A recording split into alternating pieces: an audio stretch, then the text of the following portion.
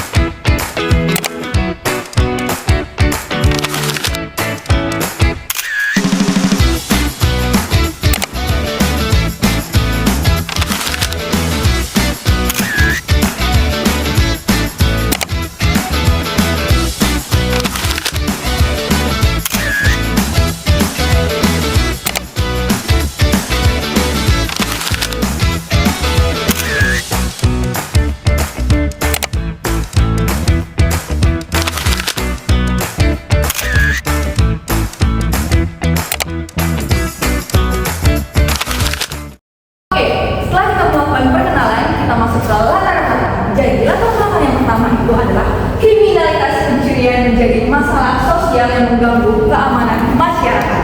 Yang kedua, kasus pencurian masih sering terjadi di kelurahan Sektor Hilir 1. Yang ketiga, yaitu faktor ekonomi, sosial, dan lingkungan turut mempengaruhi terjadinya pencurian. Yang keempat, nilai-nilai Pancasila dapat menjadi dasar dalam mencegah dan mengatasi masalah kriminalitas. Oke, selanjutnya kita ke identifikasi masalah. Jadi ini sangat penting untuk melakukan penelitian. Jadi kita harus mengidentifikasi masalah apa aja yang terjadi di suatu tempat itu untuk melakukan suatu penelitian. Jadi hasil dari ini riset kami identifikasi masalah itu yang pertama itu tindak pencurian. Jadi maraknya pencurian terjadi itu karena masih maraknya terjadi pencurian, yaitu dalam aksi pencuriannya itu bisa merugikan dalam bentuk selanjutnya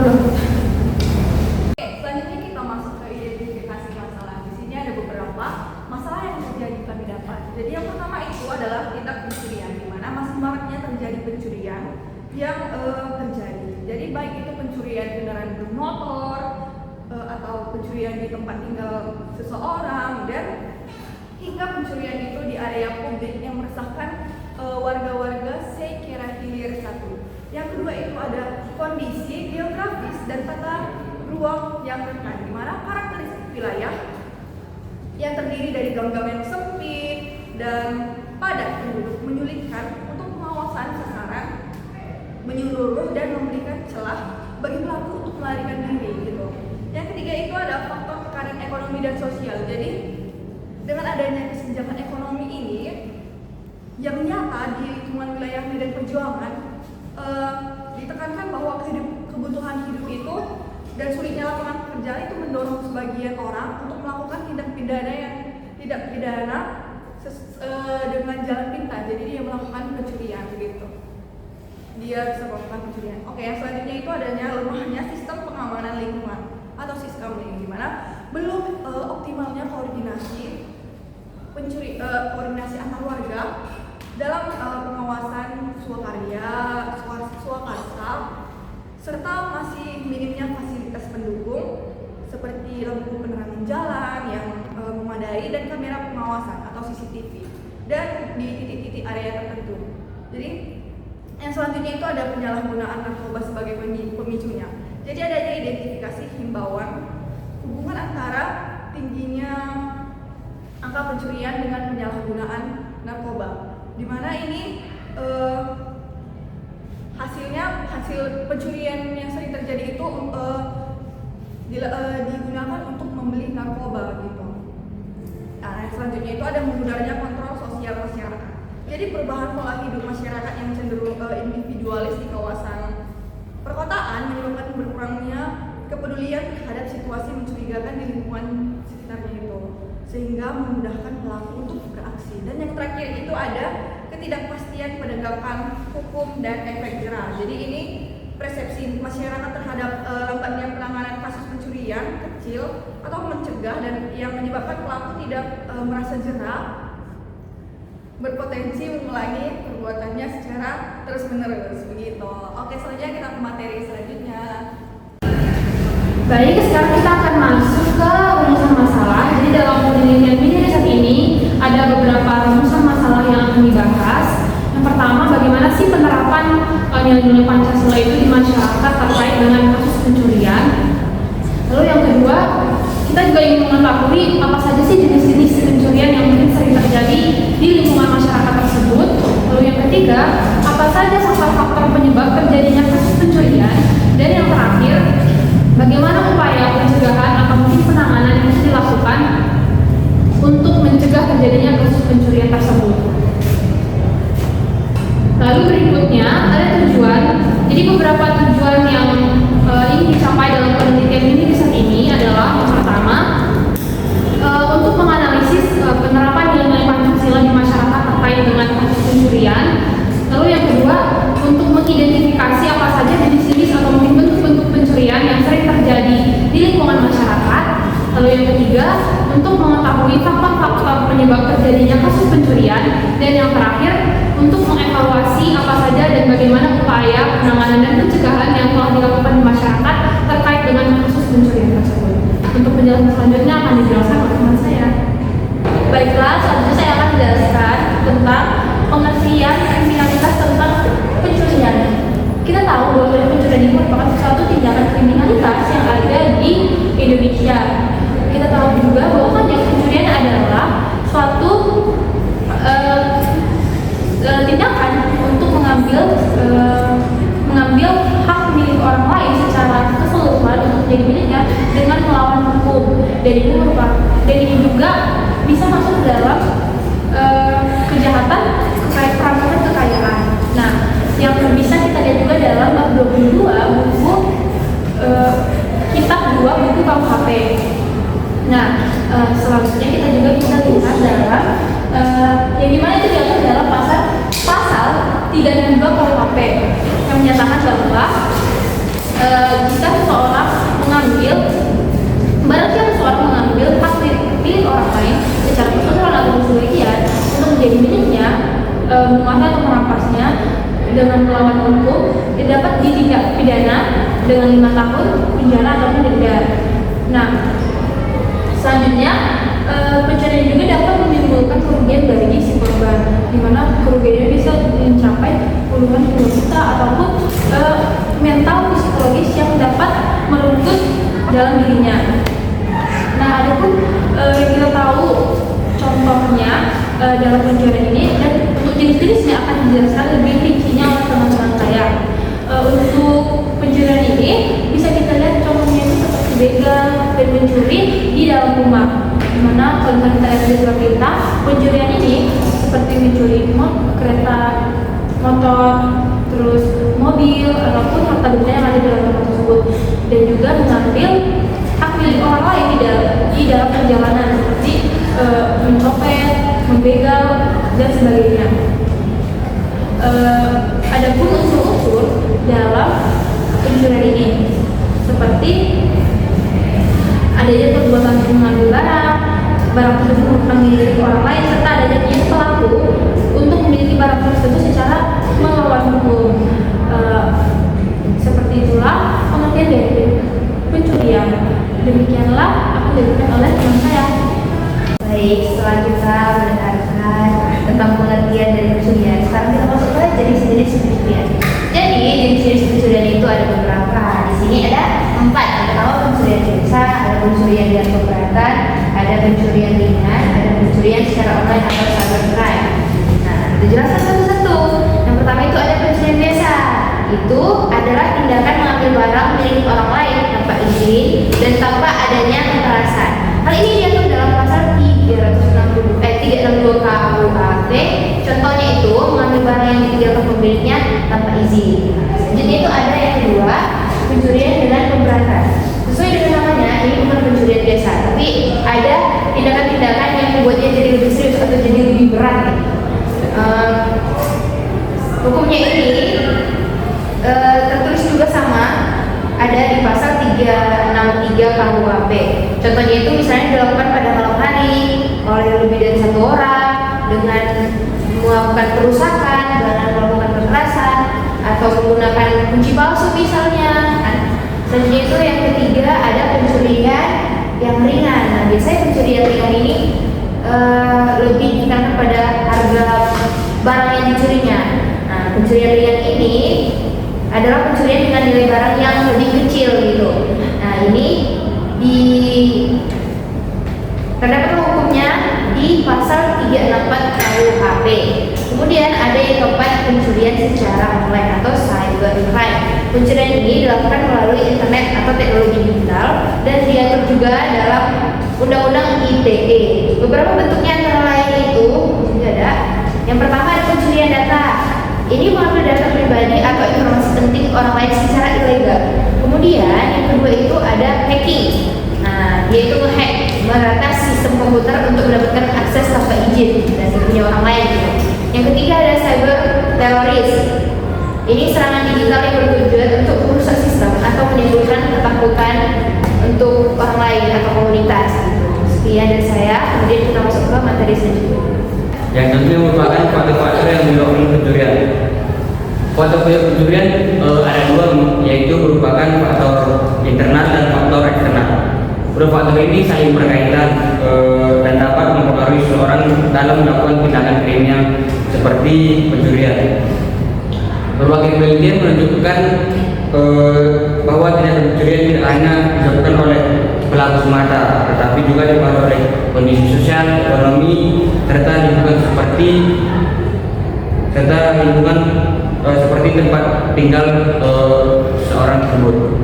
Yang pertama merupakan faktor internal.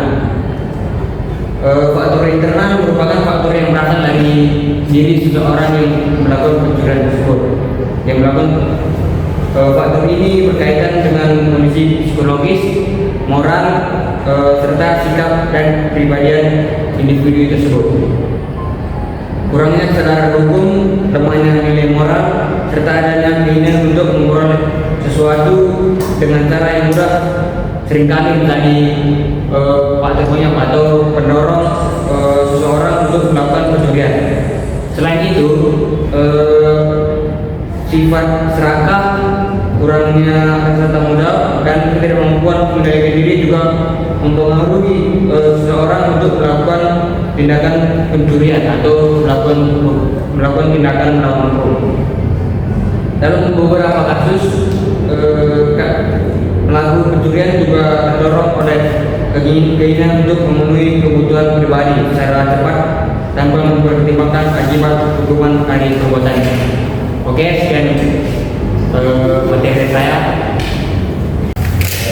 Selanjutnya itu ada faktor eksternal, yang dimana faktor eksternal ini kemiskinan dan pengangguran. Yang dimana kemiskinan dan pengangguran ini bisa membuat seseorang kesulitan untuk memenuhi kebutuhan hidupnya, sehingga seseorang tersebut memilih jalan yang salah seperti mencuri. Lalu lingkungan sosial yang kurang kondusif, misalnya banyak pengaruh negatif ataupun pergaulan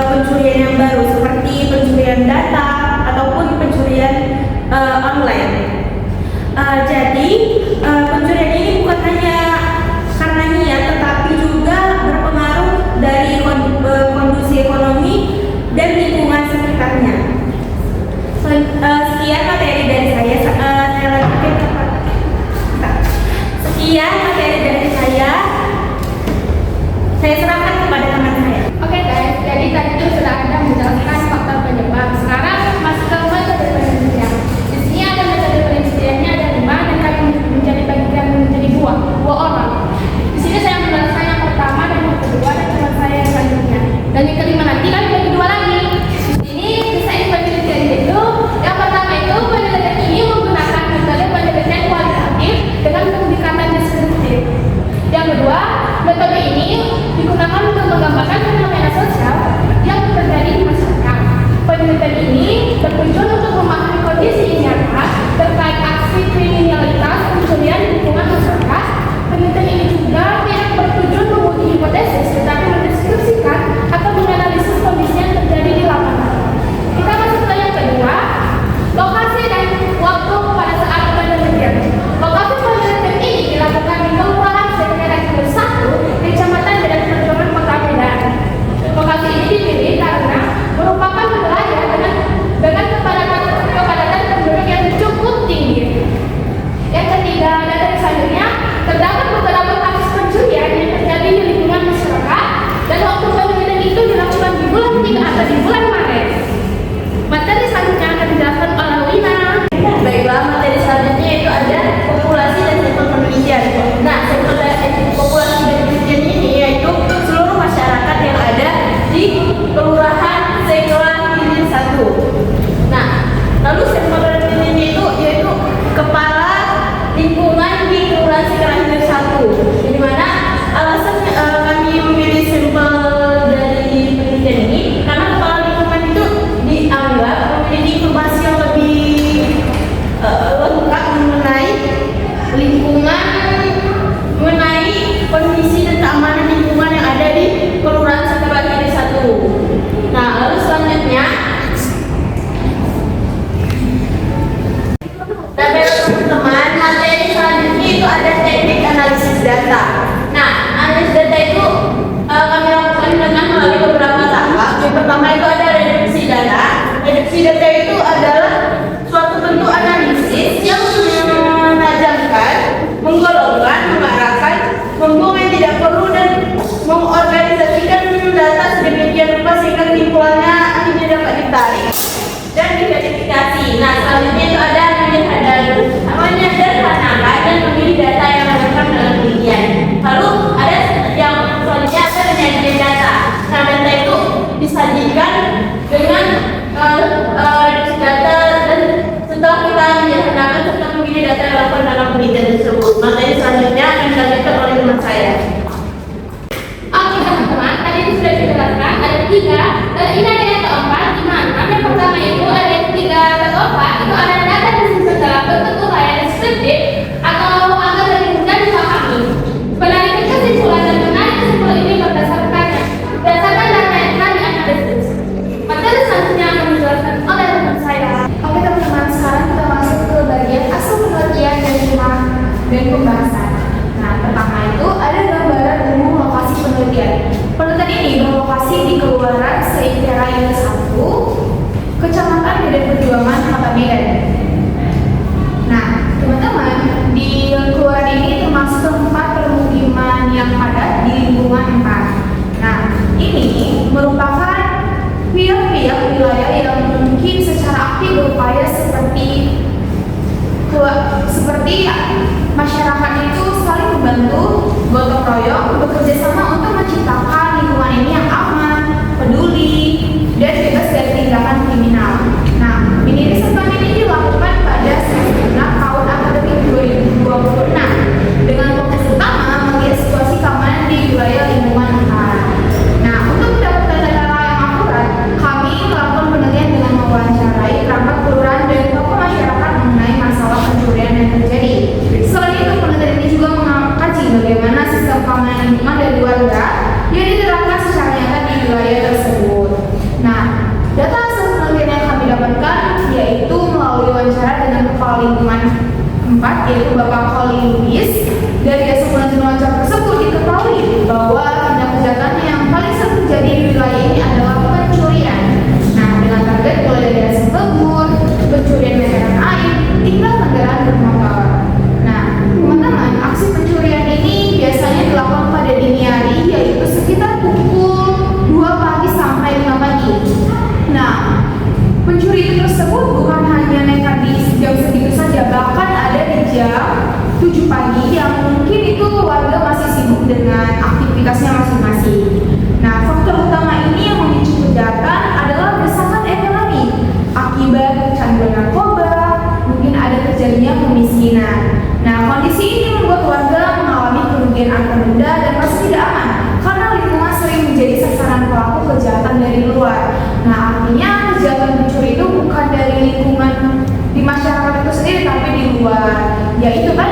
akibat dari pemakaian narkoba, tindak-tindakan yang kriminal itu terjadi.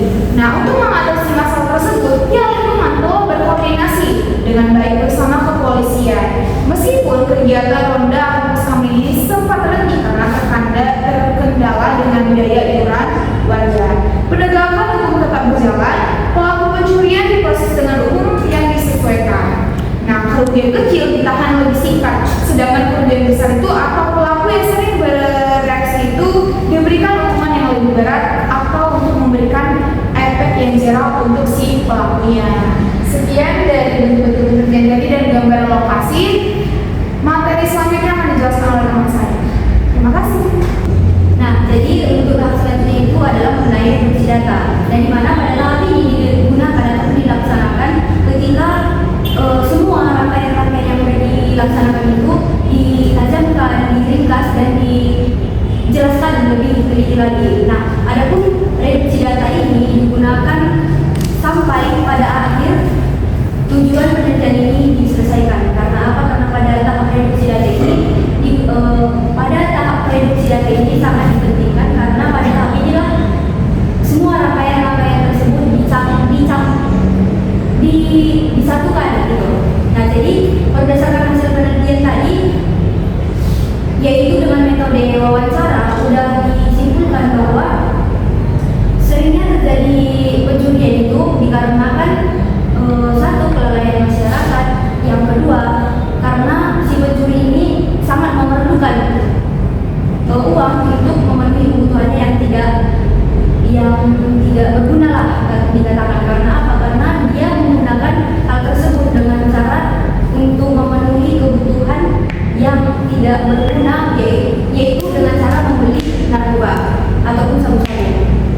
Nah, namun penanganan yang sudah dilaksanakan ini sudah dilakukan dalam berbagai hal gitu, mulai dari jaga siskamling, terus jaga ronda dan lain sebagainya. Namun hal tersebut tidak terus berjalan dikarenakan bayaran yang diberikan untuk penjaga tersebut sudah tidak ada lagi, sehingga penanganan yang sudah dilaksanakan itu di stop gitu.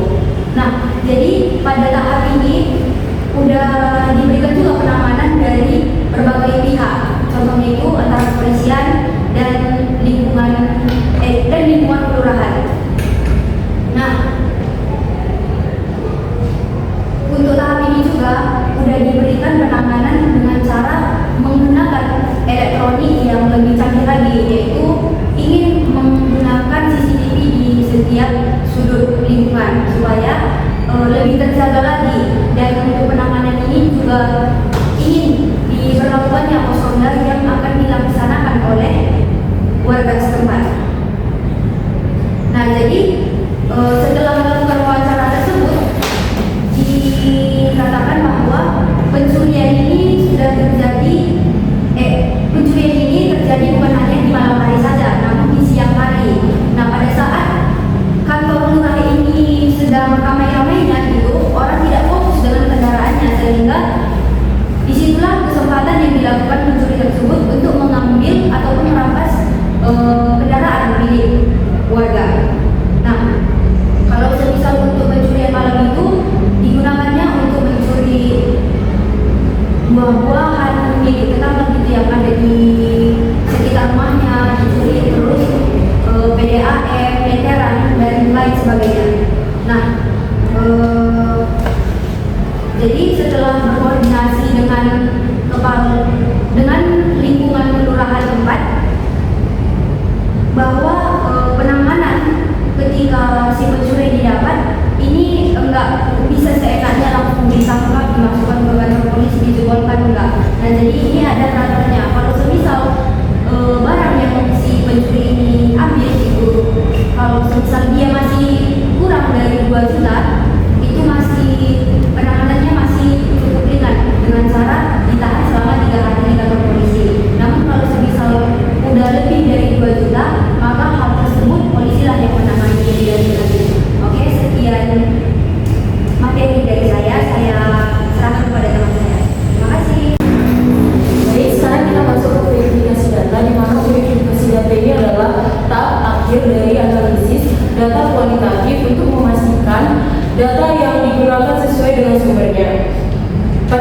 ini, peneliti mencari makna dari data dengan melihat persamaan dan perbedaan agar bisa menarik kesimpulan. Kesimpulan awal bisa berubah jika belum didukung bukti kuat. Tetapi jika didukung data yang valid dan konsisten, maka kesimpulan tersebut dianggap kredibel. Berdasarkan hasil wawancara, penerapan nilai kemanusiaan dan keadilan sosial di Kelurahan Sekra Hilir 1 masih menghadapi tantangan. Terlihat dari maraknya pencurian, bahkan di tempat umum. Hal ini menunjukkan adanya penurunan moral serta kurangnya penghargaan terhadap hak orang lain. Jenis pencurian yang terjadi meliputi hasil alam, fasilitas umum, barang elektronik, hingga kendaraan. Waktu kejadian yang semakin bervariasi menunjukkan pelaku semakin menyesuaikan diri dengan kelemahan warga. Faktor utama penyebab pencurian adalah tekanan sosial. Faktor utama penyebab pencurian adalah tekanan ekonomi, terutama akibat penyalahgunaan narkoba. Dampaknya tidak hanya kerugian materi, tapi juga rasa tidak aman bagi masyarakat. Upaya yang dilakukan meliputi kerjasama dengan pihak kepolisian dan pengaktifan kembali Poskamling, meskipun masih terkendala biaya. Penegakan hukum juga diterapkan, terutama bagi pelaku berulang. Sekian dari saya, akan diteruskan. Di sini saya akan menjelaskan terkait dengan display datanya. Nah, display data itu adalah menyajikan data dari kumpulan informasi yang sudah diperoleh untuk dapat memberikan kemungkinan penarikan kesimpulan dan pengambilan tindakan. Proses menyajikan data ini harus ada sebelum hasil akhir penelitian disusun.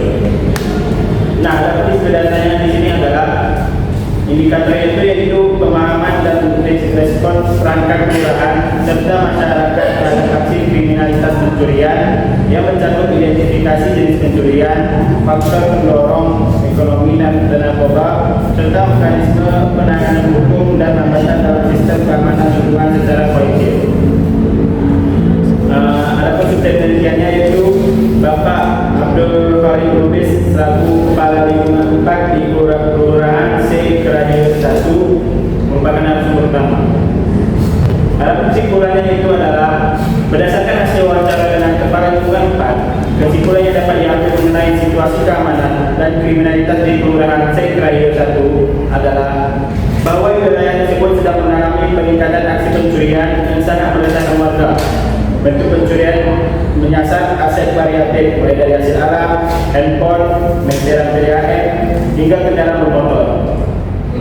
Aksi pencurian paling sering terjadi pada pukul 2 dini hari hingga pukul 5 waktu Indonesia Barat. Namun kini merambah ke pagi hari hingga pukul 7 atau pukul 8 waktu Indonesia Barat saat penjagaan longgar. Faktor penyebab utamanya diidentifikasi sebagai tekanan ekonomi yang disebabkan oleh penyalahgunaan narkoba jenis sabu. Dampak bagi warga terlihat jelas pada kerugian finansial dan degradasi rasa aman di lingkungan sendiri. Dalam hal respon, narasumber menunjukkan sikap proaktif dengan melakukan koordinasi bersama Babinkamtimas dan melakukan tangkap tangan.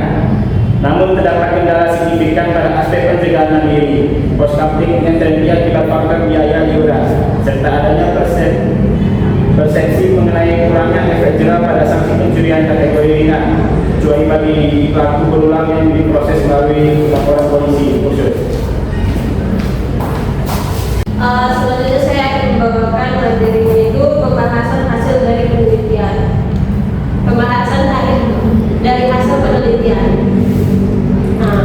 Penelitian ini bertujuan untuk menganalisis fenomena kriminalisasi pencurian di wilayah Sekra Hilir 1, khususnya di lingkungan 4, serta bagaimana upaya pemberantasan yang ditinjau dari perspektif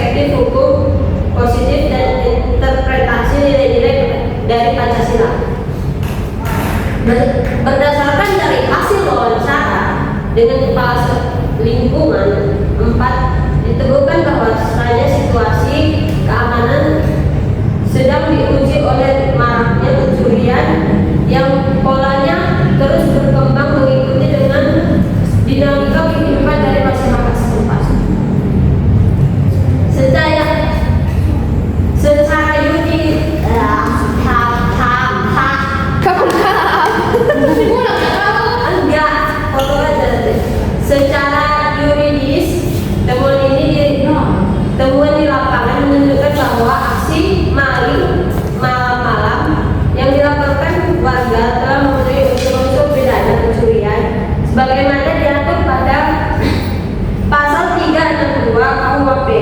Hal ini sejalan dengan pendapat PAF Lamintang dan Theo Lamintang tahun 2009. Dalam bab 2 juga tadi telah membahas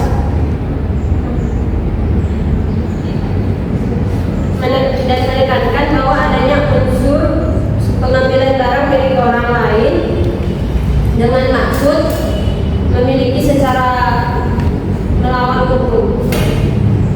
Di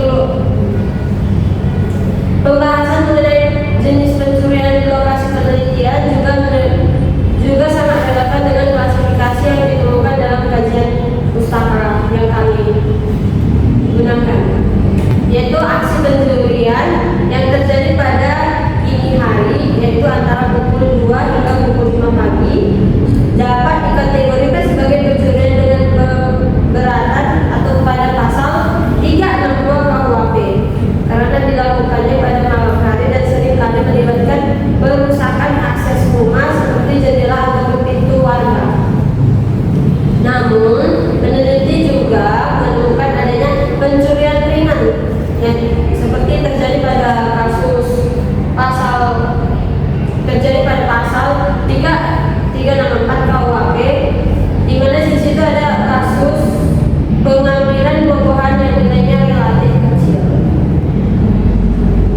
Terkait faktor penyebab, temuan lapangan mengonfirmasi teori Saputra yang mengenai faktor eksternal dan internal. Faktor internal berupa lemahnya nilai moral dari si pelaku yang ditemukan lagi dengan faktor eksternalnya, di mana yang sangat dominan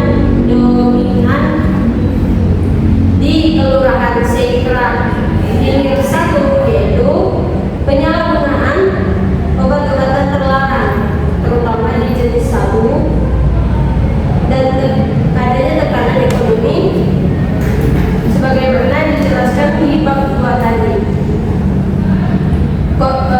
Di situ juga ada kondisi lingkungan yang kurang kondusif yang bisa meningkatkan peluang terjadinya tindakan pidana. Hal ini makin diperburuk dengan tidak berjalannya fungsi Siskami akibat kendala iuran warga yang dalam pandangan Soekanto merupakan kegagalan pada faktor sarana dan faktor masyarakat dalam menegakkan hukum. Analisis dari perspektif nilai Pancasila menunjukkan adanya kesenjangan antara teori dan praktik. Ini juga melanggar dari sila kedua, di mana yaitu kemanusiaan yang adil dan beradab, menuntut adanya sikap saling menghormati hak milik. Namun maraknya pencurian membuktikan hilangnya adab dan martabat manusia pada perilaku tersebut. Pencurian di area publik seperti kantor kelurahan pada siang hari menunjukkan keberanian pelaku yang sudah tidak lagi mengindahkan norma sosial maupun norma hukum. Sementara itu, jika dikaitkan dengan sila kelima, yaitu keadilan sosial bagi seluruh rakyat Indonesia, keamanan seharusnya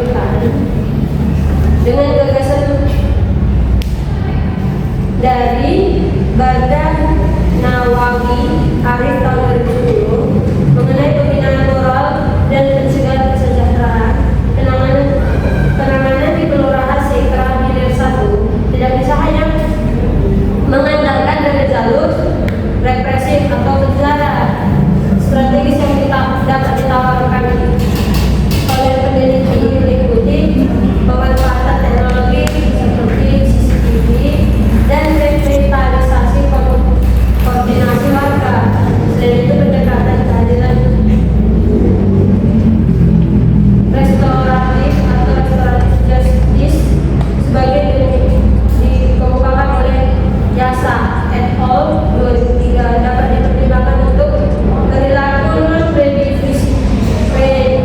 residivis untuk melakukan hubungan sosial. Sementara bagi residivis tetap harus diperlakukan pemberantasan sanksi atau entry kasus untuk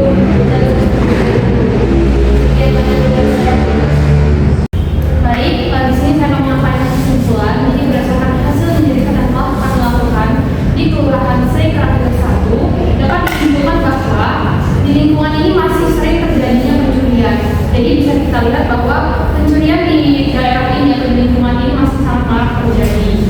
Ada beberapa atau ada banyak faktornya, seperti faktor di dalam diri pelaku sendiri mengenai bagaimana rendahnya moral dan kesadaran hukumnya, atau juga bisa kita lihat dari faktor eksternal atau dari luar mengenai kondisi ekonomi, lalu juga mengenai maraknya pengangguran dan juga kondisi sosial yang mungkin masih kurang kondusif. Lalu ada beberapa hal juga yang bisa memicu dan meningkatkan kasus pencurian sendiri, seperti sistem keamanan yang mungkin masih kurang memadai dan juga bagaimana rendahnya partisipasi atau keterlibatan masyarakat itu sendiri dalam menjaga keamanan lingkungan sekitarnya dan menjaga ketertiban lingkungannya.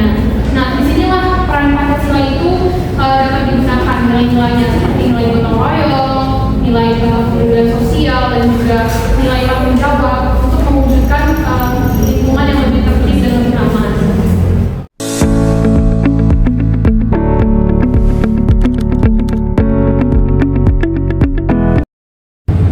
Nah, jadi setelah kami mendapatkan hasil dari penelitian itu, maka kami ingin memberikan solusi atau rekayasa ide dari penelitian ini. Nah, jadi judul yang kami berikan itu adalah mengenai sistem keamanan lingkungan dengan cara menggunakan model optimalisasi komuniti polisi atau komunitas masyarakat dalam pencegahan pencurian di lingkungan tempat Sekratir 1. Nah, jadi untuk materi selanjutnya itu mengenai latar belakang dari rekayasa ide tersebut. Nah, jadi latar belakang ini kenapa bisa terjadi pencurian di lingkungan tempat Sekratir? Nah, karena itu ada faktor yang mengakibatkan hal tersebut. Apa saja faktor-faktornya? Nah, faktornya itu adalah mengenai sosial dan ekonomi. Kalau misal di wilayah tersebut, di lingkungan tersebut memiliki ekonomi yang cukup stabil, yang mungkin pendapatan setiap masyarakat itu di atas rata-rata, maka tingkat kriminalitas pasti juga akan semakin berkurang. Karena apa? Karena ketatnya penjagaan yang dilakukan oleh lingkungan tersebut. Nah, jadi kenapa faktor ekonomi tersebut sangat mempengaruhi? Karena pada lingkungan ini dikatakan bahwa pendapatan mereka ini masih di bawah rata-rata. Karena apa? Mereka sudah memberhentikan penanganan dengan cara melakukan pos ronda yang melibatkan 2 orang penjaga yang mereka bayar selama 2 bulan lebih. Nah, namun hal tersebut diberhentikan karena apa? Karena tidak adanya biaya, sehingga pos ronda tersebut diberhentikan. Nah, jadi setelah pemberhentian pos ronda sistem tersebut, maka pencurian yang dilakukan masyarakat ini terus berlangsung. Karena apa? Karena tidak adanya penjagaan. Nah, lanjut. Nah, untuk rumusan masalah ini adalah kita harus mengetahui bagaimana gambaran masalah keamanan di lingkungan Sekratir 1 dan bagaimana mekanisme dengan cara mengoptimalisasikan model komuniti polisi atau Polmas yang dilakukan terhadap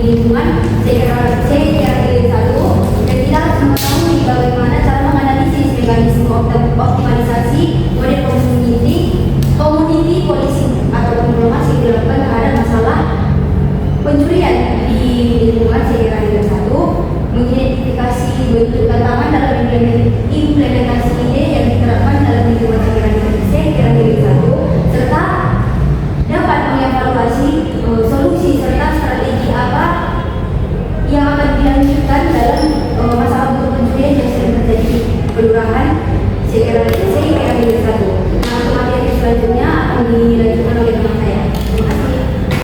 Di sini saya akan menjelaskan terkait dengan landasan teorinya. Yang pertama itu adalah komunikasi masyarakat, yang kedua adalah program komunikasi masyarakat, dan yang ketiga adalah implementasi program komunikasi masyarakat. Yang pertama itu komunikasi masyarakat. Nah, komunikasi masyarakat dilakukan bertujuan untuk mengetahui analisis penguatan pencegahan kejahatan melalui komunikasi masyarakat guna memantapkan pemeliharaan keamanan dan ketertiban masyarakat. Stabilitas keamanan dan ketertiban masyarakat merupakan fondasi penting bagi pertumbuhan sosial dan ekonomi. Data menunjukkan bahwa wilayah dengan tingkat keamanan tinggi cenderung mengalami pertumbuhan ekonomi lebih besar dibandingkan daerah dengan tingkat kriminalitas tinggi. Keamanan yang terjamin tidak hanya memberikan rasa aman bagi masyarakat, tetapi juga mendorong aktivitas ekonomi, meningkatkan kepercayaan publik terhadap institusi negara, serta menciptakan iklim investasi yang lebih kondusif. Selain itu, penelitian Palisbert dan kawan-kawan pada tahun 2011 menegaskan bahwa penurunan kriminalitas dapat meningkatkan aktivitas bisnis dan partisipasi sosial, dan juga menyatakan bahwa kota dengan tingkat kriminalitas rendah dan pengawasan komunitas yang baik lebih menarik bagi investor dan masyarakat. Dengan demikian, keamanan yang stabil berperan sebagai katalisator pembangunan dan kesejahteraan sosial. Yang kedua itu ada program komunikasi masyarakat. Kegiatan Sabang Door to Door merupakan salah satu bentuk implementasi komunikasi masyarakat yang dilakukan oleh Babin Kamtibnas di setiap desa dan kelurahan. Program ini bertujuan untuk membangun hubungan yang lebih dekat antara kepolisian dan masyarakat, memberikan edukasi tentang keamanan lingkungan, serta mengidentifikasi potensi gangguan keamanan dan ketertiban masyarakat. Berdasarkan peraturan Kepolisian Negara Republik Indonesia Nomor 1 Tahun 2021 tentang komunikasi masyarakat, Sabang Door to Door merupakan bagian dari strategi proaktif kepolisian dalam pencegahan tindak pidana, termasuk pencurian, dengan mengedepankan kemitraan dan keterlibatan masyarakat. Namun dalam implementasinya berbagai faktor internal dan eksternal mempengaruhi efektivitas program ini di wilayah hukum Polsek Tiga Raksa. Dalam pembahasan ini, wawancara dilakukan dengan Babin Kamtibnas, kepala desa, ketua RW, tokoh agama serta warga masyarakat guna mendapatkan gambaran yang lebih komprehensif mengenai efektivitas kegiatan Sabang, kendala yang dihadapi, serta sejauh mana masyarakat menerapkan himbauan yang diberikan oleh kepolisian. Dan selanjutnya ada implementasi program komunikasi masyarakat. Implementasi program Sabang Door to Door oleh Babin Kamtibnas serta faktor-faktor mempengaruhi efektivitas program tersebut.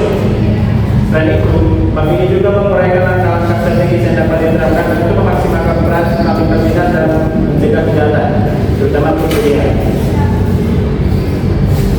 Dalam pelaksanaannya, Babin Kamtibnas memetakan wilayah rawan pencurian, melakukan kunjungan rutin keluarga, serta berkoordinasi dengan RT, RW, dan tokoh masyarakat untuk memperkuat sistem keamanan. Peningkatan penerangan, pemasangan CCTV, serta penyebaran himbauan keamanan menjadi langkah strategis untuk meningkatkan pengawasan. Namun, partisipasi masyarakat yang masih rendah dan keterbatasan personel serta fasilitas operasional menjadi tantangan utama.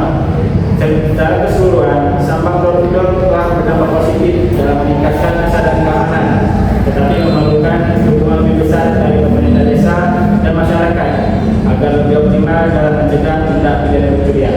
Jadi, sekarang kita masuk ke gambaran masalah keamanan di lingkungan 4 sekira-kira dari 1. Sebenarnya dari tadi sudah dijelaskan juga sih, terus di teman-teman. Nah, jadi lingkungan 4 sekira-kira 1 ini saat ini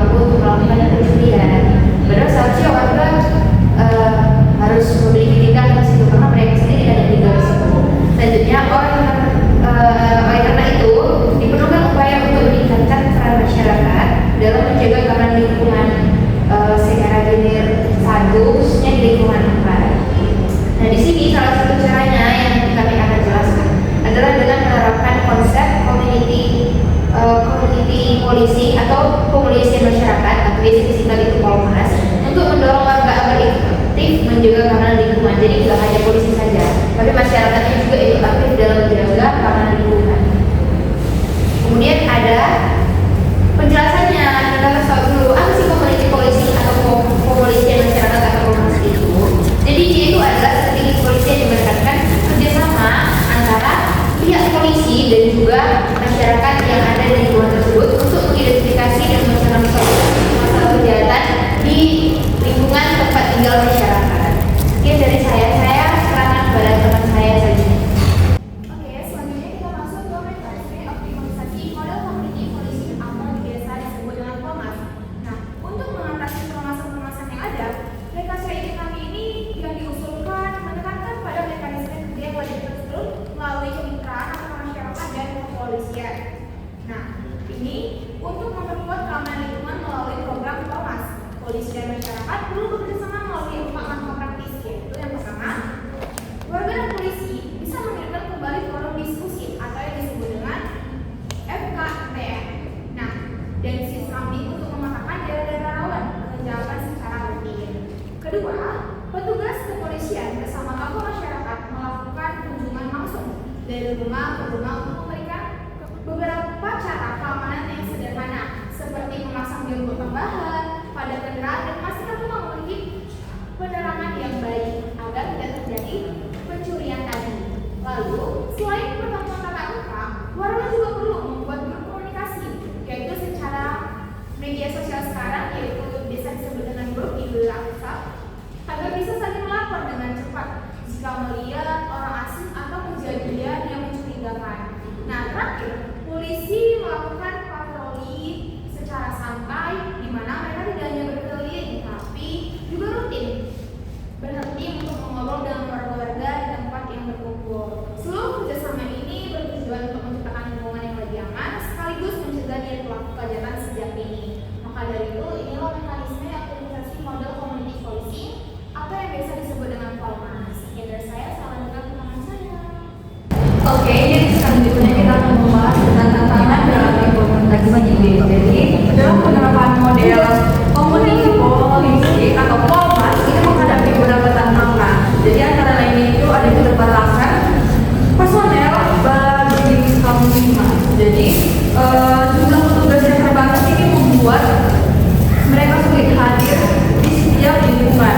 Nah, yang kedua itu ada sikap apatis dari masyarakat, di mana setiap warga masih berpikir bahwa keamanan adalah tanggung jawab dari polisi saja, sehingga dia tidak mau terlibat dalam menjaga lingkungannya, gitu. Dan selanjutnya itu ada keterbatasan teknologi. Tidak semua warga paham menggunakan teknologi informasi untuk mendukung keamanan lingkungan. Jadi ini merupakan suatu tantangan yang dihadapi dalam implementasi IDE tersebut. Jadi demikian itu ada perlu upaya untuk meningkatkan kesadaran masyarakat dan meningkatkan kemampuan teknologi dalam penerapan model komuniti polisi atau Polmas. Sekian dari saya. Terima kasih.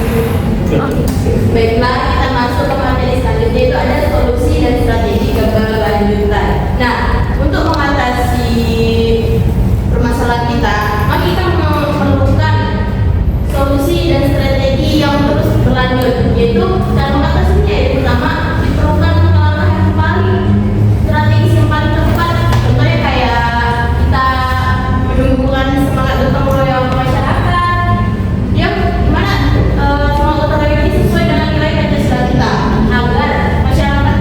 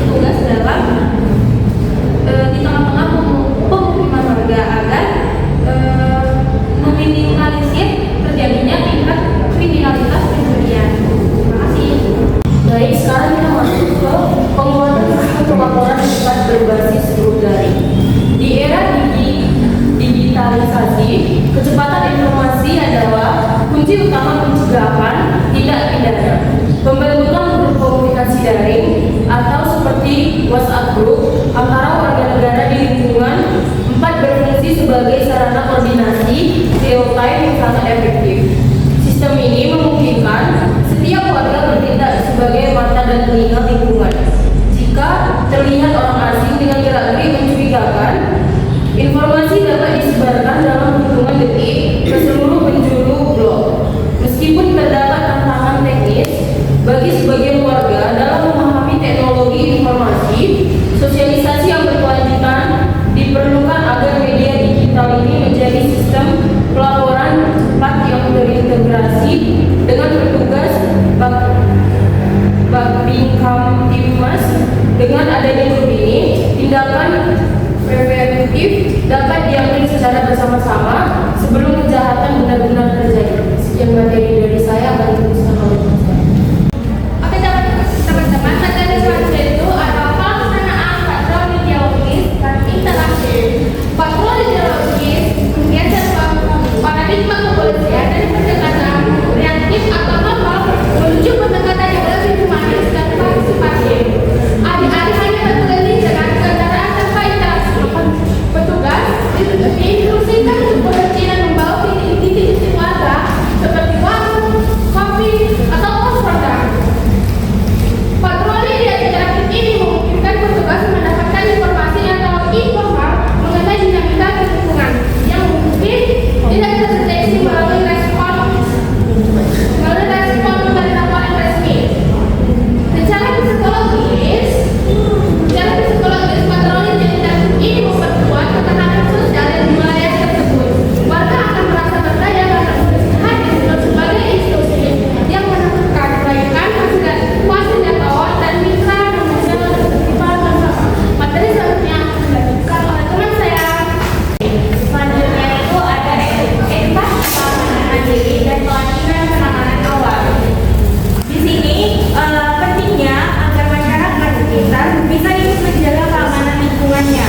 Warga perlu diberi pelatihan sederhana seperti cara melapor yang benar dan jelas kepada pihak yang berwajib, termasuk menyebutkan ciri-ciri pelaku atau kendaraan secara akurat. Selanjutnya, masyarakat juga perlu memahami hukum dasar supaya tidak bertindak sembarangan, seperti main hakim sendiri. Dan warga juga diajarkan untuk menjaga TKP ataupun tempat kejadian perkara dengan baik, misalnya tidak menyentuh barang bukti sebelum polisi datang. Selanjutnya, dengan adanya pelatihan ini, masyarakat tidak menjadi hanya penonton, tetapi bisa berperan aktif, lebih sadar akan hukum dan bertanggung jawab dan menjaga keamanan lingkungannya. Sekian dari materi saya dilanjutkan oleh teman saya. Selanjutnya itu ada sedikit apresiasi bagi warga dan blok yang aktif untuk mengurangi sikap apatisme yang sering muncul di antara masyarakat urban saat ini. Diperlukan yang namanya mekanisme pemberian penghargaan atau apresiasi.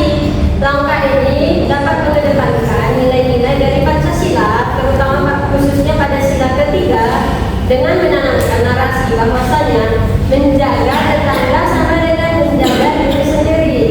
Apresiasi ini dapat diberikan dalam bentuk piagam penghargaan ataupun pengakuan di depan publik bagi blok atau gang yang paling aktif dalam sistem pelaporan dan apresiasi dan partisipasi Siskami. Nah, sistem ini sistem penghargaan ini bertujuan untuk memicu semangat kompetitif yang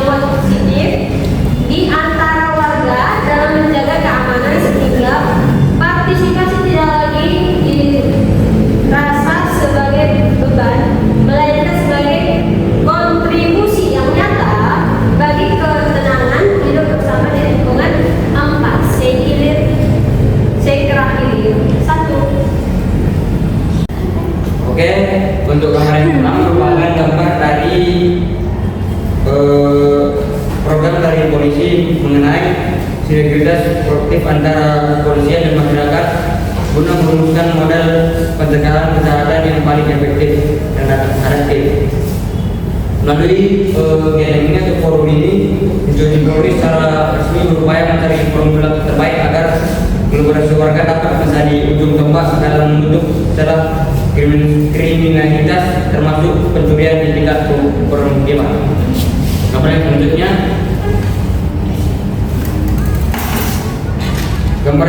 merupakan gambar dari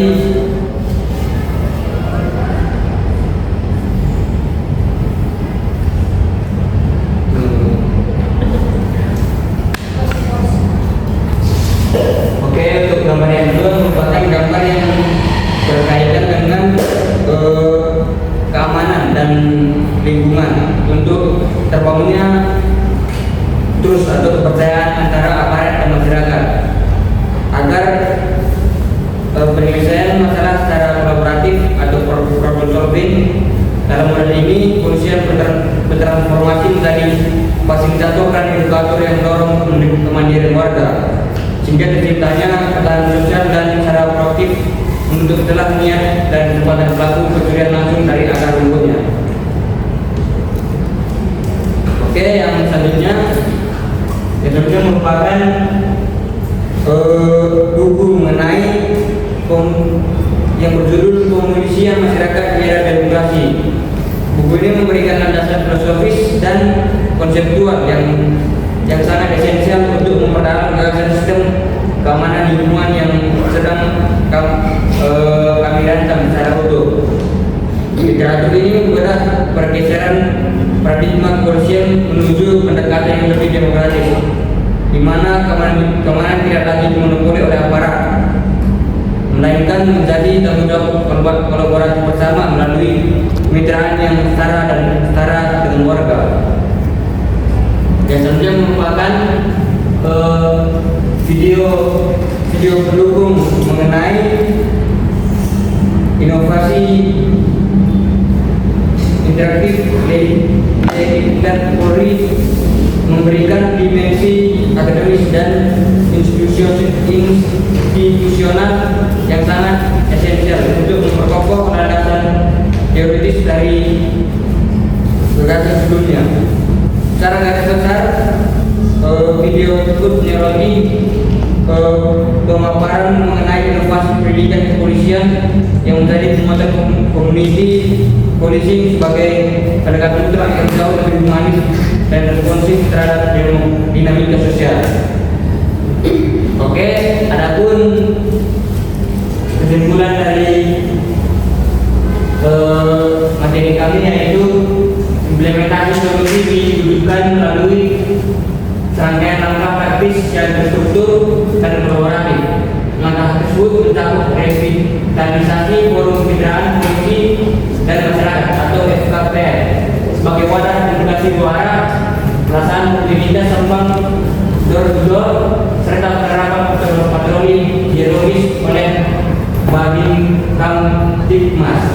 Selain itu, upaya ini juga diperkuat dengan integrasi teknologi melalui sistem pelaporan cepat berbasis grup komunikasi daring atau digital dan pemberian edukasi penanganan awal kejadian perkara atau TKP.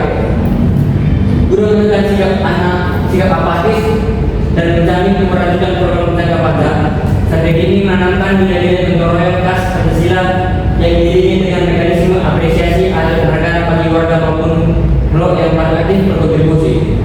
Pada akhirnya, kemitraan yang setara dan solid antara warga dan polisian adalah fondasi mutlak untuk menciptakan sistem deteksi dini yang responsif dan lingkungan yang aman secara berkelanjutan.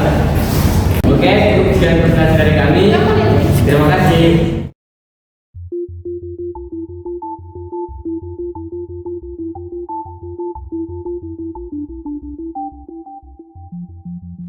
Halo semuanya, setelah kita membahas studi riset dan SID, sekarang kita membahas proyek. Di mana proyek itu salah satunya itu dicetuskan dalam bentuk poster. Nah, jadi judul posternya itu adalah upaya pencegahan tindak pencurian melalui peran masyarakat di lingkungan 4 Kelurahan Sekira Pidana 1 untuk mewujudkan lingkungan yang aman dan tertib. Nah, jadi ada beberapa panel. Itu yang pertama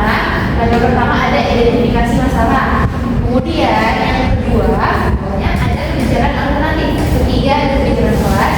Dan yang terakhir nanti ada kebijakan tindakan. Nah ini semua nanti akan dijelaskan di setiap panel. Kita ke panel pertama. Ada panel pertama. Nah di sini saya akan menjelaskan 1 dan 2. Yang pertama itu adanya, yang sebelumnya ada identifikasi masalah. Pertama ada tingginya risiko pencurian. Permasalahan utama yang dihadapi di lingkungan 4 Kelurahan Sekira Hilir 1 itu adalah tingginya angka kriminalitas, khususnya pencurian di rumah tempat tinggal dan juga ada kabar hilangnya kendaraan bermotor.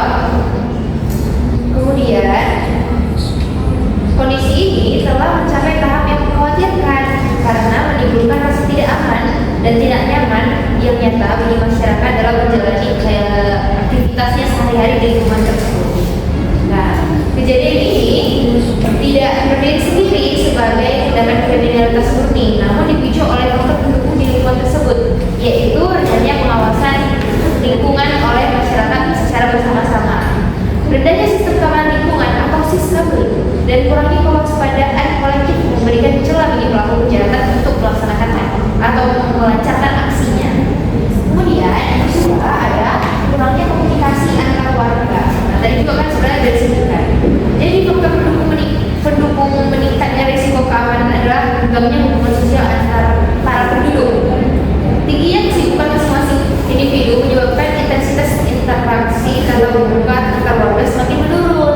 Nah, masyarakat cenderung menjadi lebih tertutup dan kurang mengenal lingkungan sekitarnya. Kemudian ada dampaknya atau akibatnya. Nah, dampak atau akibat dari minimnya komunikasi ini akhirnya fungsi kontrol sosial di lingkungan tersebut menjadi lemah atau turun. Bahkan kehilangan kemampuan untuk mendeteksi hal-hal aneh secara cepat. Keberadaan orang asing yang mencurigakan atau aktivitas yang tidak lazim di sekitar rumah tangga seringkali luput dari perhatian karena tidak adanya koordinasi dan komunikasi yang aktif antar warga di lingkungan tersebut. Kemudian ada lanjut teman saya. Nah, yang selanjutnya itu mengenai sistem keamanan yang belum optimal. Nah, seperti yang sudah kita ketahui tadi, sebenarnya tim kelurahan lingkungan 4 ini sudah memberikan penanganan dengan cara membuat pos ronda atau patroli dengan cara membayar 2 orang penjaga setiap bulannya. Nah, namun karena kendala di ekonomi mereka terkendala, maka pembayaran iuran yang dilakukan oleh masyarakat itu berhenti, sehingga menyebabkan penanganan ataupun pos ronda ini tidak dilaksanakan lagi. Nah, karena hal tersebut, maka sistem keamanan lingkungan ini belum efektif. Next, yang keempat ini adalah mengenai kurangnya pemahaman komuniti polisi. Nah, seperti yang kita tahu yang sudah kita bahas tadi sebelumnya, bahwasannya komuniti polisi ini sebenarnya bukan peraturan khusus hanya untuk polisi doang. Nah, ini ditugaskan bekerjasama antara masyarakat dan polisi. Nah, bukan hanya polisi yang menjaga keamanan lingkungan, tetapi masyarakat juga ikut serta dalam menjaga keamanan lingkungan tersebut. Nah, jadi untuk komuniti polisi ini dilakukan agar penanganan yang ingin dilanjutkan ke depannya lebih berjalan dengan efektif lagi. Oke, sekian materi dari saya serahkan kepada teman saya. Terima kasih. Baiklah, kita masuk ke materi selanjutnya, itu ada dampak bagi mahasiswa. Nah, jika kondisi mengenai pemberian kejahatan ini terus berlanjut, maka berbagai dampak itu dapat timbul. Contohnya kayak dampak kayak kita punya rasa takut terhadap lingkungan kita terhadap kejahatan, serta menurunnya kepercayaan masyarakat itu terhadap aparat lingkungan, kayak dia tidak percaya lagi kepada keamanan lingkungan, atau terus sama polisi juga dia mungkin nggak percaya lagi, serta itu berkurangnya rasa nyaman dan dalam menjalani kehidupan sehari-hari. Di sana ada nih orang yang habis kerja di pulau malam itu jadi khawatir dia takut jadi apa-apa nanti di jalan gitu ya kan, karena banyak sekali kasus kejahatan yang ada di lingkungannya. Nah, selanjutnya ada yang keenam, yaitu ada identifikasi masalah.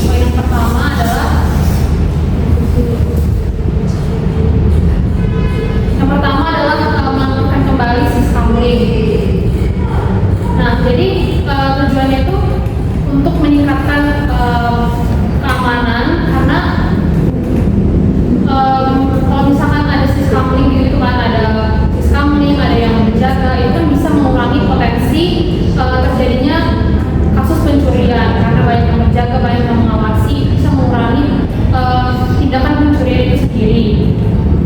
Lalu yang kedua itu meningkatkan kepedulian dan partisipasi masyarakat. Nah, masyarakat itu diharapkan bisa lebih peka lagi nih sama lingkungan sekitarnya. Jadi ini memang berkaitan dengan bagaimana masyarakat itu berpartisipasi dalam menjaga keamanan lingkungan, jadi bisa lebih mengenali lagi lingkungan. Kalau misalkan ada apa ya, saya bilang harus lebih peka juga kalau misalkan ada orang asing yang dikira-kira itu mencurigakan, itu segera dilaporkan. Jadi harus lebih peka, lebih sadar terhadap lingkungan sekitar dan keamanannya. Baik, sekian penjelasan dari saya. Akan dilanjutkan oleh saya. Oke, kami saya akan menjelaskan yang ketiga dari pencegahan gratis, yaitu pemasangan sarana keamanan lingkungan. Yang pertama yang harus kita lakukan yaitu dengan pemasangan lampu penerangan jalan. Seperti kita tahu, pencuri itu atau begal-begal lah yang kita tahu biasa itu bereaksi pada saat keadaan lingkungan itu gelap gitu, kayak nggak ada penerangan lah kayak gitu. Jadi kalau kita menerapkan penerangan lingkungan jalan atau semacamnya, pasti orang yang berbuat jahat akan berpikir dua kali untuk melakukan kejahatan di tempat tersebut. Yang selanjutnya seperti pemasangan kamera CCTV dan sistem keamanan rumah dapat membantu mengurangi peluang terjadinya tindak pencurian. Untuk pembagian pemasangan CCTV ini sangat berguna untuk pencegahan tindakan pencurian, karena jikalau orang ingin mencuri, jikalau dia tahu di rumah tersebut ada CCTV, dia pasti berpikir kalau saya mencuri, tindakan saya pasti akan terekam seperti itu. Makanya pemasangan CCTV ini sangat berperan penting untuk menjaga keamanan lingkungan kita. Yang keempat yaitu sosialisasi dan edukasi hukum kepada masyarakat. Pemerintah, kelurahan, dan aparat keamanan dapat memberikan pendidikan mengenai bahaya dan dampak hukum dari tidak mencuri agar masyarakat memiliki kesadaran hukum yang lebih tinggi. Di sini pemerintah dapat memberikan edukasi kepada masyarakat agar masyarakat lebih memahami dan memiliki tanggung jawab sendiri agar memperhatikan keamanan lingkungannya. Oke, sekian presentasi dari saya. Terima kasih. Oke, berikutnya itu ada yang kelima, itu kerjasama dengan aparat keamanan, yang dimana masyarakat sebaiknya itu mencari hubungan yang baik dengan aparat seperti polisi ataupun petugas tempat. Dengan adanya hubungan yang baik ataupun komunikasi yang baik, jika terjadi hal yang mencurigakan dapat warga setempat melapor ke petugas setempat ataupun polisi, serta mengikuti arah yang baik dari pihak aparat. Jadi dengan adanya kerjasama ini, pengawasan di lingkungan itu menjadi lebih terarah, dan jika terjadi kriminal di tempat tersebut, penanganannya lebih cepat dan tepat. Selain itu, masyarakat juga jadi lebih paham bagaimana cara bertindak yang benar dan sesuai dengan hukum. Selanjutnya itu ada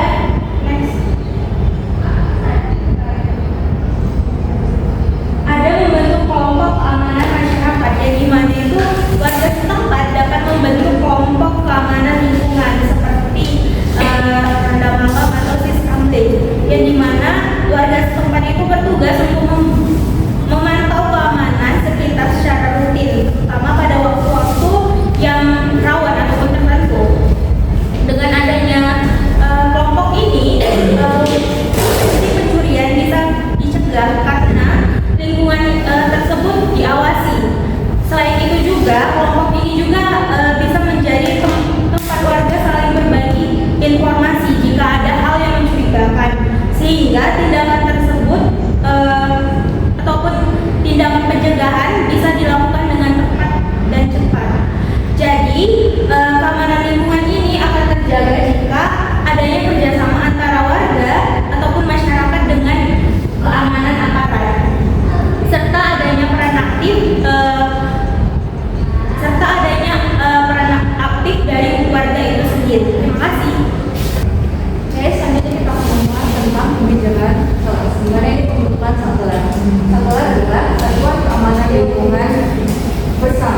Jadi latar belakang yang pertama yaitu kita masuk ke latar belakangnya.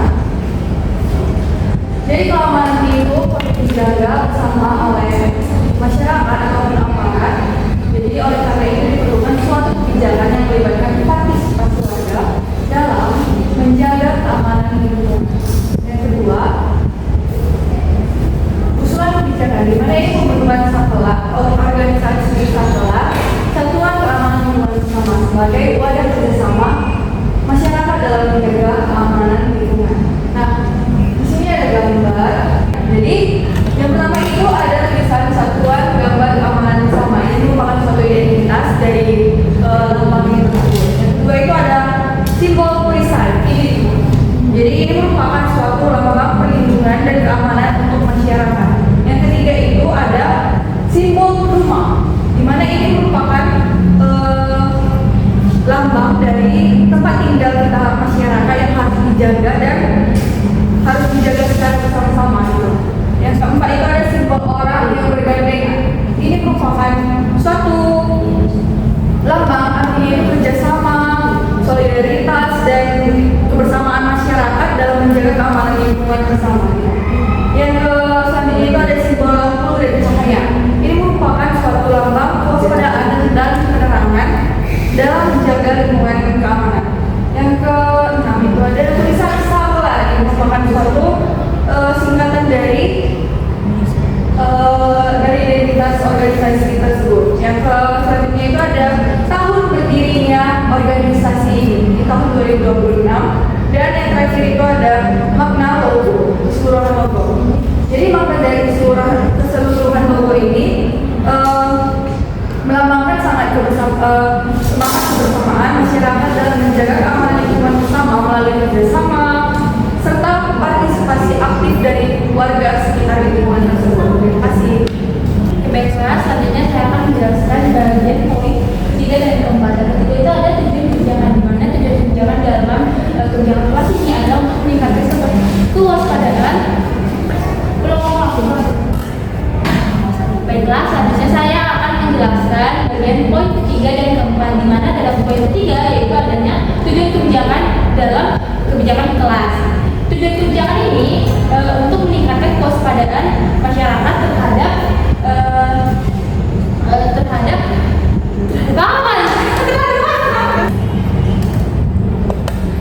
Baiklah, saya akan menunjukkan materi saya yaitu dalam poin ketiga dan keempat, di mana dalam poin ketiga yaitu tujuan kebijakan, di mana ada tujuan dalam kebijakan kelas.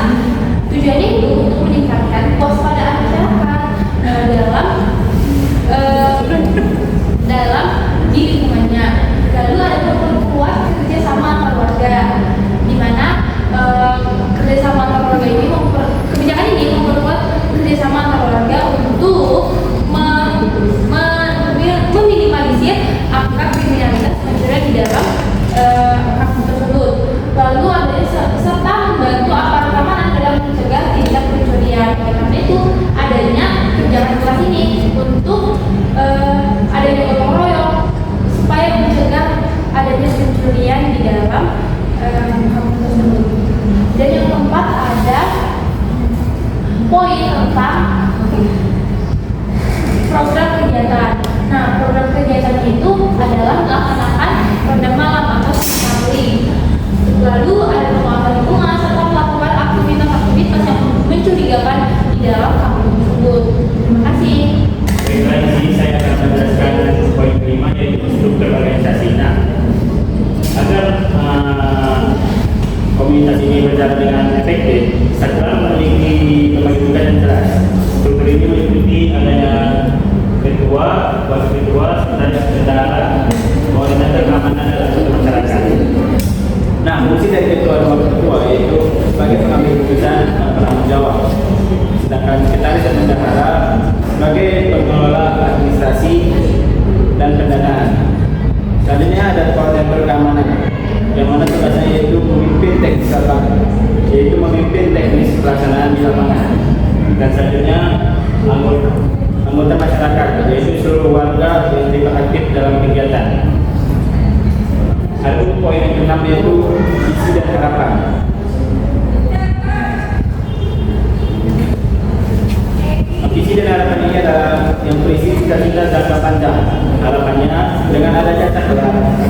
mewujud lingkungan yang aman, tertib dan nyaman. Semua ini bermuara pada kualitas hidup masyarakat yang lebih baik melalui semangat gotong royong dan partisipasi aktif. Sekian, terima kasih. Oke, sekarang kita masuk ke pada yang keempat atau kebijakan penindakan. Adapun rencana tindakan yang akan dilakukan oleh kelompok yaitu membentuk organisasi saklar atau semua lingkungan kebersamaan di lingkungan kebersamaan. Adapun rencana tindakan yang akan dilakukan untuk menjalankan kegiatan tersebut, yang pertama itu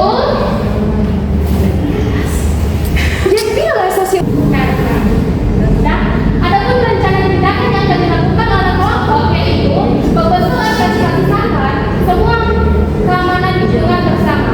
Adapun rencana tindakan yang akan dilakukan untuk menjalankan kegiatan tersebut, yang pertama itu ada sosialisasi dan pengenalan organisasi secara kolektif, memperkenalkan saklar secara langsung kepada seluruh warga melalui pertemuan tatap muka di balai warga atau kelurahan atau kantor kelurahan guna menyebarkan informasi mengenai visi dan misi dan organisasi dalam menjaga keamanan lingkungan.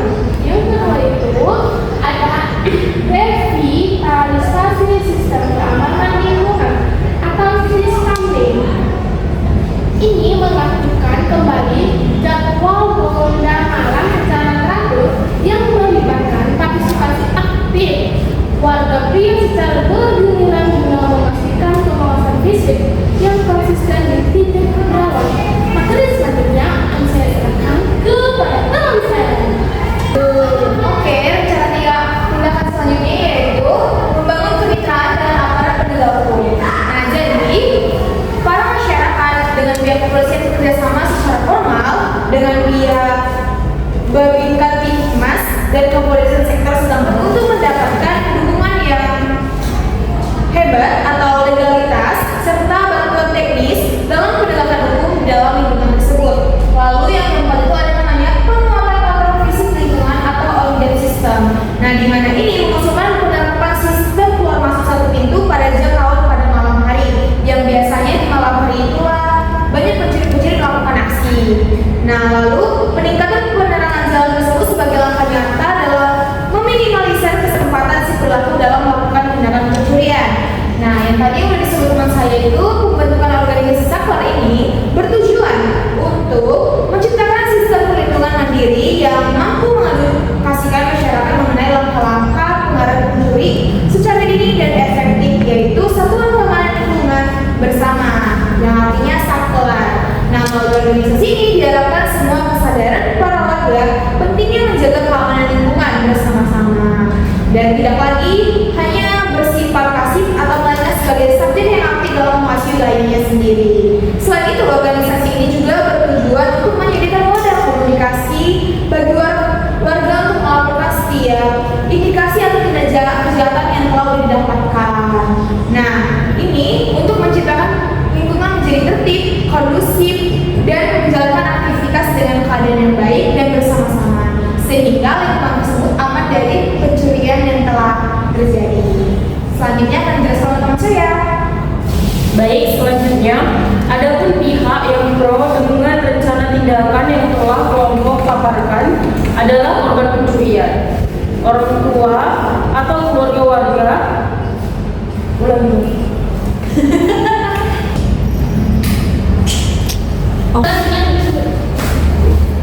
Baik, selanjutnya adapun pihak yang pro dengan rencana tindakan yang telah kelompok paparkan adalah korban pencurian, orang tua atau keluarga warga serta masyarakat yang memiliki jiwa sosial dan kepedulian tinggi terhadap keterlibatan lingkungan.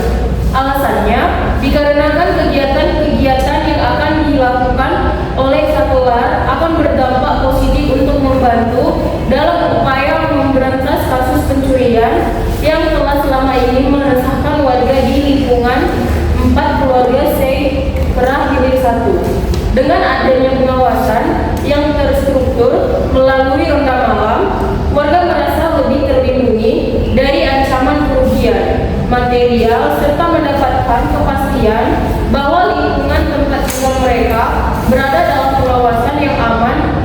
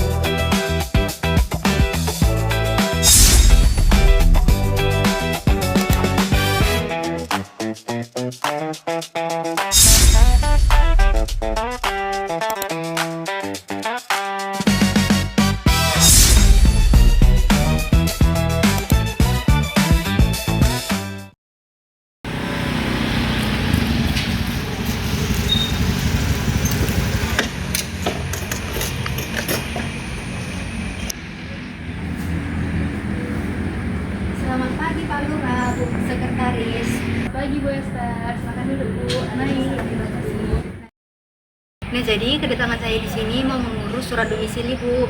Oh, baik Bu, segera akan saya tangani. Bu Desi, boleh bisa dibantu? Boleh, Pak. Ada berkasnya, Bu? Di bawah berkasnya. Ada, Bu. Biar kita urus ya, Bu. Baik, Bu. Sebentar ya, Pak. Sebentar, Bu.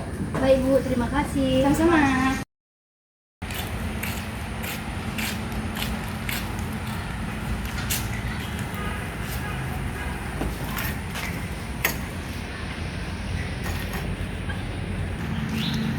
Ria, ada suara apa itu? Suara apa ya?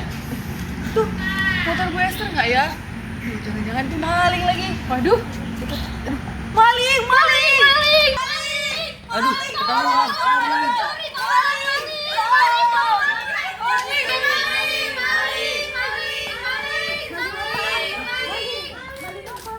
Maling apa? Bu, motor ibu dimaling, Bu. Kejar, Bu, kejar. Yaudah, kita mencar. Kalian ke sana, kami ke sini ya. Oke.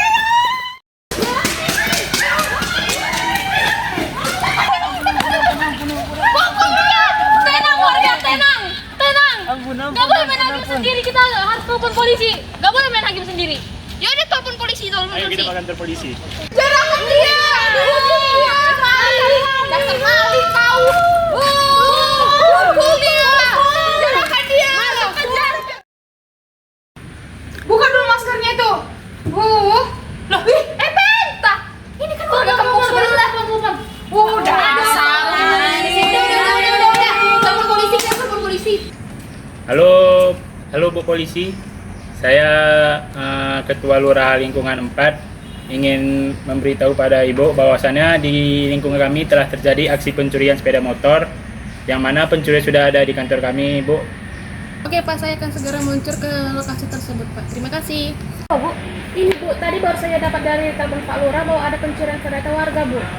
Ayo kita ke sana, cepat Bu.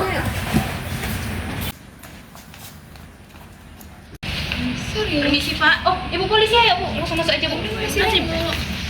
Ini Bu, pencurinya.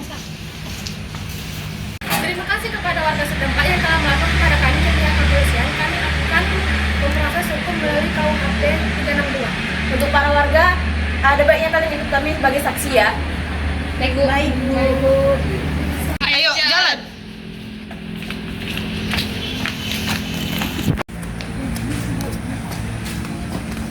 Kamu duduk dulu di sini.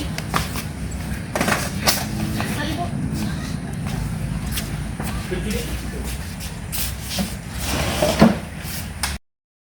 Permisi, Bu. Kami saksinya, Ibu. Kamu silakan berdiri. Silakan duduk.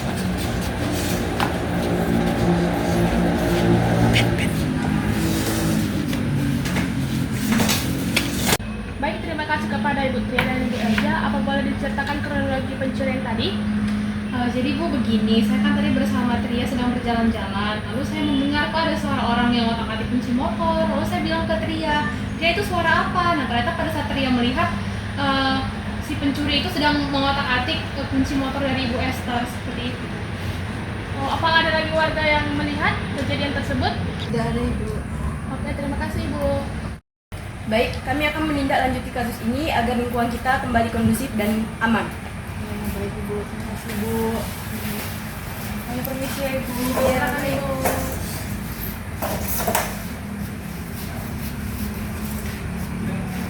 Baiklah warga sekalian, kejadian tadi mengingatkan kepada kita bahwa pentingnya untuk waspada pada setiap waktu. Nah, maka daripada itu, saya mengusulkan untuk pembentukan keamanan untuk lingkungan kita. Baiklah, saya sebagai ketua lingkungan mengusulkan adanya pembentukan saklar, itu tuh satuan keamanan lingkungan bersama. Begitu Pak. Jadi warga semua, itu artinya menjaga keamanan lingkungan itu bukan hanya tugas polisi, tapi tugas kita semua. Setuju? Setuju. Jadi kita bantu. Warga sekalian, terima kasih atas partisipasinya dalam rapat kali ini. Untuk selebihnya saya serahkan kepada Ibu Palina. Terima kasih. Terima kasih Pak Lurah. Terima kasih. Baiklah ibu-ibu semua, kan tadi dari yang kita rapatkan ada komunitas saklar, satuan lingkungan keamanan lingkungan bersama. Jadi oleh karena itu Nanti malam kita bagi kelompok-kelompok untuk melakukan ronda. Nanti dibagi-bagi untuk Ibu Melati sama Ibu Rifanti dan Ibu Kesya di malam pertama hari ini, dan untuk Ibu Kate dan Ibu Tria untuk di malam selanjutnya. Baik, setuju semuanya? Setuju, Ibu. Oke. Banyak aja maling ronda. Ibu-ibu mau ke ronda ya? Iya, Bu. Sini kamu, saya boleh ikut. Boleh Ibu join, Ibu. Oke. Walaupun kita semua sudah gak punya suami, kita harus punya warga-warga. Soalnya demi keamanan kampung kita ini. Baiklah warga-warga yang beronda, untuk sementara kita rondanya di sini dulu ya, karena ini tempatnya strategis di tengah kampung kita. Nah, ini dulu tukang somai, tapi sekarang dia udah tutup. Nah, daripada terbengkalai kita tempatilah, karena kita udah izin juga menunggu pos ronda kita. Bagaimana semuanya? Apakah sudah siap? Siap, Ibu Lurah cantik. Tapi saya hari ini nggak bisa ikut. Saya soalnya ada urusan. Saya mau ngurus surat domisili mau ketemu sama Pak Lurah. Tapi kalau saya sempat saya kesini lagi ya. Baik, Ibu. Saya permisi ya. Sama-sama, Ibu. Terima kasih. Sama-sama. Ayo kita keliling-keliling yuk. Siapa tahu ada rumah warga yang belum kekunci. Kita ingatkan bawa kunci rumahnya supaya nggak ada maling lagi di lingkungan kita. Dan juga kalau ada gerak-gerik yang mencurigakan atau seseorang yang dianggap mencurigakan, kita bisa langsung melaporkannya kepada pihak-pihak yang berwenang supaya kejadian yang tadi maling itu tidak terulang lagi. Bener sangat. Ayo kita keliling. Mana matamu? Ini mataku, mata ular. Lihat maling langsung terang. Mana telingamu? Ini telingaku, dengar suara langsung siaga. Mana kentonganmu? Ini senjataku, bunyinya nyaring, maling pun pusing. Mana lampu sentuhan kita? Keliling RW, pintu dalam dikunci.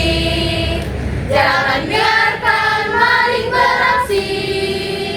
Kita kompak, maling pun pergi. Siapa kita? Sama